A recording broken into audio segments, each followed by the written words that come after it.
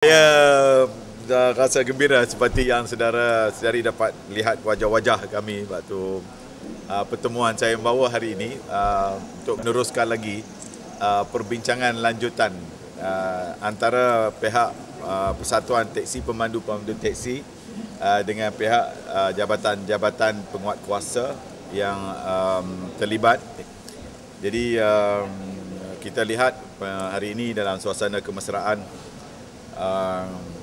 Saya menjadi perantara kepada kedua-dua pihak dan saya lihat suasana itu sangat baik dan kita telah pun mengambil beberapa langkah segera untuk memastikan masalah yang berlaku di JT Pangkor tidak akan berlaku lagi. Mereka pun sebenarnya bukan mereka nak buat sangat benda ni, tapi mereka nak supaya masalah mereka dapat didengari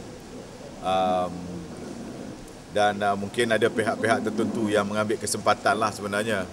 Dia kata kawasan MB, jadi sebenarnya mereka ni bukan anti saya.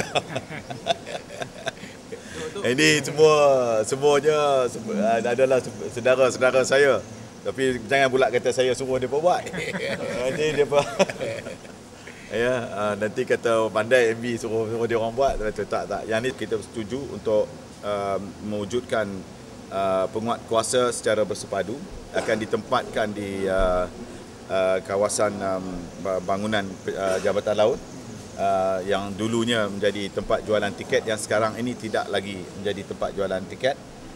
Kita setuju Majlis Perbandaran, kita minta untuk menyegerakan membina tu, dan kita akan menempatkan polis JPJ dan juga Pak SPAT akan berada di sana sepanjang masa bagi memantau perkhidmatan yang dilaksanakan oleh pihak pemandu-pemandu teksi kita.